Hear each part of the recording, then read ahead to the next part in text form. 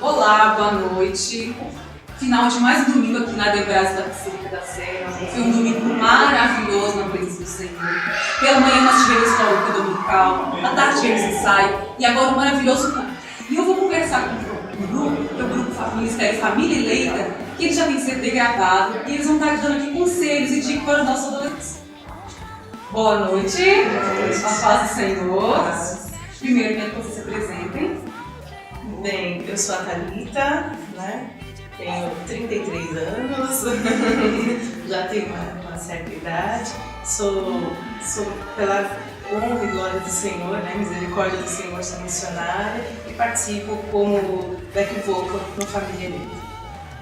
Sou Éder, eu tenho 31 anos, sou novinho, né? Sou esposo da Ellen, irmão da Thalita, sou evangelista e trabalho como gerente de compras na grande empresa, mas aprendi que eu sou só servo de Deus.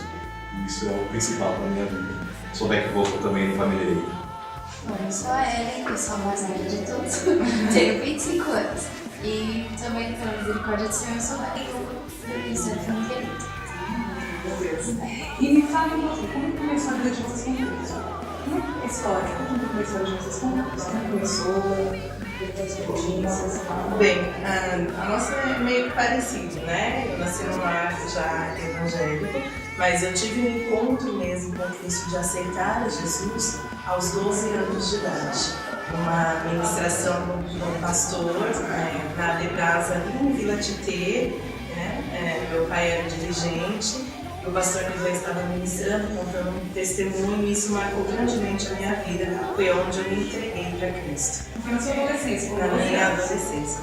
Você também era? Eu também nasci no lar evangélico e com 11 para 12 anos eu tive um acampamento na minha adolescência e o chamado de Deus falou muito comigo e aí minha vida começou a ser transformada e viver loucuras na presença de Deus.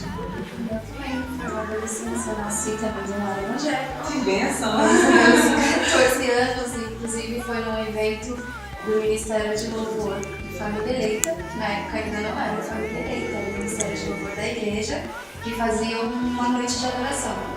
E eu participei e foi lá que eu tirei uma. Muito lindo, né? Feliz de saber que os três nasceram em lar evangélico e estão hoje aqui louvando ao Senhor. E com que idade vocês batizaram? Eu me batizei logo depois de aceitar Jesus, né? Foi uma chama que ardeu em mim, né? E assim, que fique bem registrado. Muitas vezes os nossos adolescentes falam, eu já tenho um pai crente, eu vou à igreja, eu já sou crente. Não, né? É necessário nós fazermos a nossa opção. A salvação ela é individual. Então, quando eu aceitei a Jesus com uns 12 anos, uma chama começou a arder dentro de mim. Eu tinha uma preocupação, nossa, sou adolescente, era uma época um pouco mais rígida, mas aquilo me inquietou muito. Então, logo eu fui para a aula, né, do batismo e me batizei aos 13 anos. Eu também aos 12 anos, é importante o que a Thalita falou, não é porque você nasceu num lar evangélico ou você desde criança está na igreja que você não precisa ter um encontro ou aceitar a Jesus. Aceitar a Jesus é uma decisão pessoal e não é herdada pelos seus pais. E com 12 anos eu tive também esse chamado de Deus na minha vida e já procurei o batismo, porque isso me deu muita sede de ser batizado nas águas também. Por incrível que pareça, apesar de sermos família, eu acho que nunca conversamos sobre isso. Somos casados. Somos casados.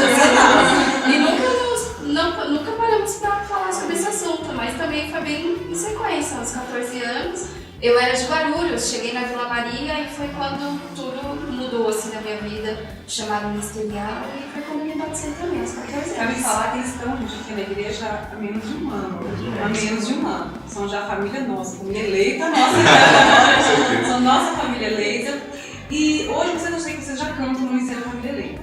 Mas vocês sempre trabalharam nesse departamento na igreja, no departamento do louvor, ou já passaram por outro departamento? Não. Eu, quando comecei realmente no Ministério Infantil.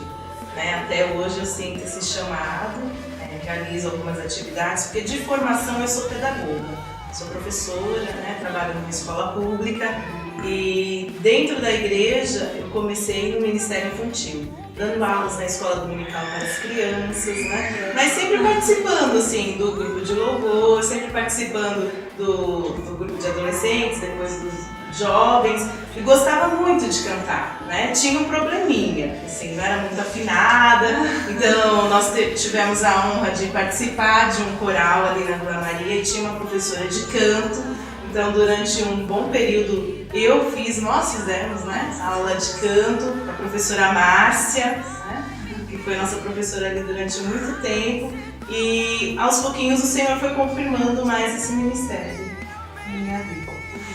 Eu também, eu já fiz de tudo praticamente, né? Hoje você já é evangelista. Eu já sou Além de evangelista. música. Além de O que música. mais? Eu trabalhei como professor de adolescentes na escola. Ó, tá vendo, gente? Tenho uma paixão pelos adolescentes, a pessoa interna adolescente, e fico admirado pelo trabalho que a Itapecerica ela serve com os adolescentes, é diferenciado. Eu já trabalhei em recepção, limpeza, tesouraria, secretaria, líder de jovens, líder de adolescentes. Eu fiz muita coisa na Casa de Deus, mas uma coisa que eu sempre tive paixão foi ministrar louvor. Eu ser um ministro de louvor, e por incrível que pareça, eu era muito ruim de cantar. Super desafinado, não acertava uma nota, mas eu batalhei. Acho que quando Deus coloca um desejo no teu coração, você tem que ir atrás. E aí nós fomos atrás, pegamos essa professora do coral. O coral é fantástico, que nos ensinou. Hoje eu sou um pouquinho afinado, não sou 100% ainda, mas Deus vai dando graça e nós vamos batalhando. E a gente faz parte do ministério como vocal também. E eu, na verdade, já cresci numa família de músicos, né? A minha família, por parte da minha mãe, os irmãos dela já eram maestros de coral na igreja, então, desde que eu me conheço por gente, dentro de casa eu brincava de igrejinha e eu sempre fui cantora. Era cantora da harpa, abria o culto e a cantora oficial do culto.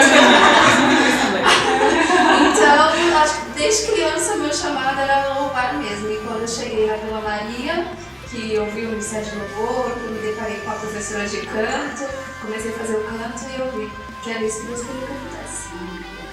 A Ellen, ela já foi desde criança, que o chamado dela era para música. E vocês dois? Foi também assim, desde criança? Eu sei que vocês passaram por vários departamentos, como eles acabaram de dizer, mas como é que foi? Até chegar, gravar o CD, não há outro? Não há outro. Não há outro, não se deu não há outro, família. Como foi esse processo?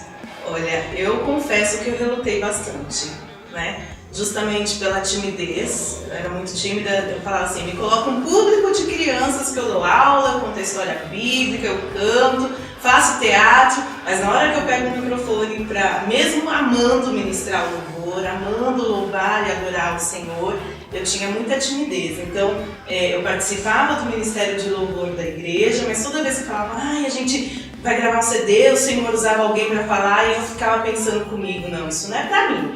Eu vou continuar louvando ao Senhor aqui, mas isso não é para mim. Meio que tomé, até que o Senhor concretizou a promessa dele. Eu vi que era para mim, o chamado era para mim também. E você, de evangelista para cantor, como é que foi esse salto? É legal porque acho que cada um teve um contexto totalmente diferente.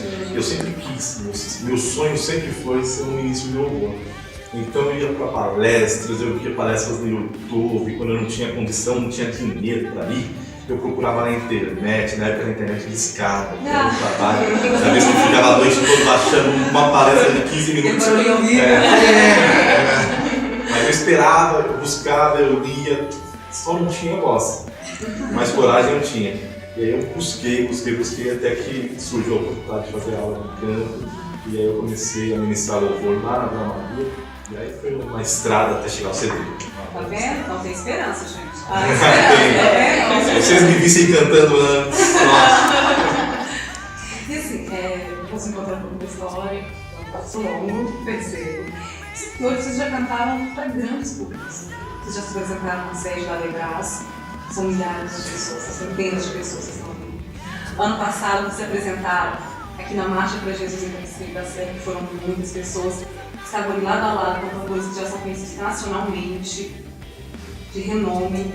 Como é que foi essa responsabilidade? Como é que foi? Deu frio na barriga? Foi boa a experiência? Como é que foi isso? O frio na barriga, a apresentação sempre vai trazer. Nós tivemos uma apresentação uma vez, numa igreja que marcou muito o nosso ministério. Era uma igreja que deveria caber umas 20 pessoas no máximo. Aí quando a banda, que é bem grande, ia com 11 pessoas na época cantando e tocando, mais os agregados, né, que vão junto, nós chegamos, nós voltamos à igreja. E aí nós olhamos assim, ué, e o povo da igreja ficou do lado de fora. Eles se levantaram, né? Pra banda poder sentar, porque não cabia todo mundo ali. E é interessante que o frio da barriga, acho que é o mesmo. É o mesmo. Uma coisa quando você faz alguma coisa com temor ao Senhor, passa esse nervosismo aqui sempre. Por quê? Porque é uma responsabilidade você levar a palavra de Deus através da canção.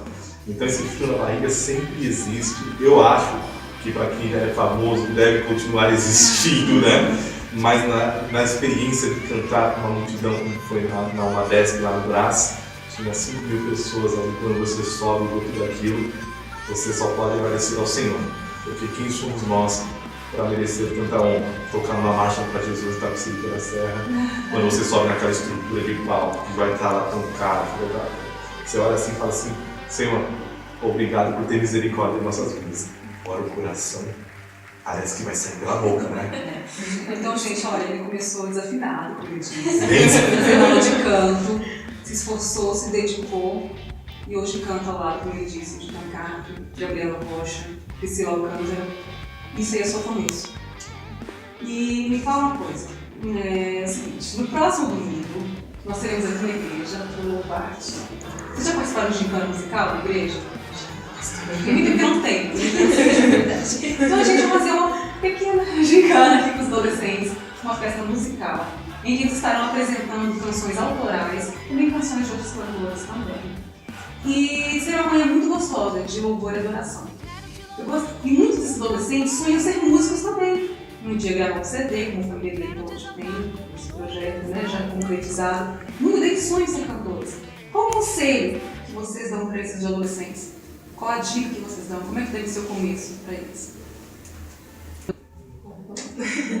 Olha, a minha dica é: não desistam jamais, não é? Se você tem essa chamada, se você tem esse ministério, seja perseverante. Não vou te dizer que vai ser fácil, que nem nós falamos aqui, até chegar ao CD, já nessa formação de banda nós passamos 16 anos.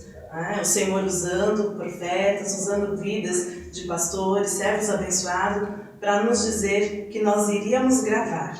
Muitas vezes vinha a dúvida, será que é isso que o Senhor quer? Mas o importante é não desistir. Outra dica: tenha o Senhor Jesus em primeiro lugar na sua vida. Busque sempre se consagrar, porque pratos virão. Nós também tivemos oportunidade de se apresentar fora, de cantar uma música no local de trabalho, porque todos nós trabalhamos fora também, né? Mas o importante é: tenha na sua cabeça, você é separado. Você é escolhido por Deus, você é diferente e tem que fazer a diferença nesse mundo. Então, consagre a sua vida, esteja sempre orando, buscando ao Senhor, colocando o Senhor em primeiro lugar e jamais desista. Por mais que venham provas, por mais que te digam assim, você não é capaz, você é desafinado, não desista. Corra atrás dos seus sonhos, né? Faça aula, isso é importante, mas se você quer tocar, você precisa estudar, então vai à luta, estuda, porque isso também é importante, vai atrás da técnica, né? Atrás de professores, mas tenha Jesus em primeiro lugar e Ele vai te direcionar. Amém. Deixar assim, um versículo bíblico para as pessoas. Com vocês, os outros três que a gente já também falou, e façam também um convite para que estejam aqui no próximo domingo no nosso Louvartinho, na Escola Bíblica Dominical. Eu vou deixar um versículo que marcou a minha vida, que está em Atos 2, capítulo 2, versículo 3. Diz assim: foram vistas sobre eles línguas repartidas, como de fogo, a qual vieram e pousaram sobre cada um deles. Esse é um versículo muito louco. Se eu fosse você, eu não perdia tempo de vir para a casa de Deus e de participar de tudo que tem na casa de Deus. Cara, não perca tempo. Quer receber novidade? Tem vezes que nós buscamos as coisas novas nas baladas, buscamos coisas novas nas conversas com os amigos, nos Facebooks, na era digital, na televisão. Novidade só tem em Jesus. Os discípulos estavam reunidos buscando Jesus dentro de um salão que ninguém dava nada por nada, ninguém nem pensava que eles teriam sucesso, porque Jesus já tinha morrido. E sabe o que aconteceu? quando eles estavam na casa de Deus, reunidos, buscando a Deus, veio línguas de fogo, coisa nova, coisa maluca, coisa doida, que desceu sobre a vida deles, impactou, mexeu, abalou com a estrutura deles. E sabe o que aconteceu?